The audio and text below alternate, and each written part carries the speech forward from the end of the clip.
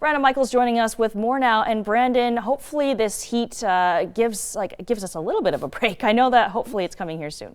Yeah, we are going to get a break from the heat as we head towards the end of the forecast here. That is the good news, but that break is certainly not here as of yet. Wanted to show you the stats. I told you already we hit 105 in Bakersfield today, but that's about 10 degrees warmer than average for this time of year, and it's only about 6 degrees cooler than the record high. So we're closer to the records than we are to the average here today. It's hot for now, and it's going to be staying hot for a couple more days. Still 105 in downtown Bakersfield. So if you're heading out this evening, hopefully to a place that has some air conditioning, because we're not going to be cooling off anytime soon. We're looking at high pressure still built in right on top of us. That is just a very hot air mass right there.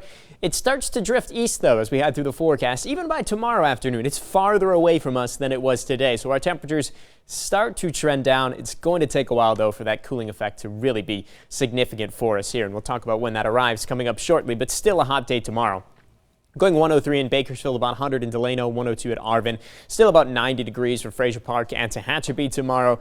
And the temperatures over in Eastern Kern are hot as well. 107 for China Lake and Ridgecrest. And with high pressure built in, it's not only a warm weather pattern for us, but it's usually kind of a stagnant weather pattern. Not a lot of wind for us here in the valley. We'll see a little bit of wind in Eastern Kern, maybe some gusts up to about 30 miles per hour, but in general not very windy. And with that, our air quality may suffer. The Valley Air District saying unhealthy for sensitive groups. So far, though, with this hot air mass built in, we haven't seen the air quality be too bad. So I'm hopeful that maybe it will just stay in the moderate range, not too concerned with that haze that's building in. Let's take a look at the extended forecast here. 103 tomorrow, 102 on Wednesday. Thursday is really the first day that we could break out of our heat wave. 100 degrees the forecast high there. If we're any cooler than the forecast, we'll break the heat wave. But eventually some much cooler weather is coming. Here's Saturday's forecast, and we're tracking off the Pacific Northwest. It's this big area of low pressure, this big upper level low that's going to start to swing in then for the rest of the weekend, and that's really going to drop our temperatures. I'm going 93 on Saturday, 91 on Sunday.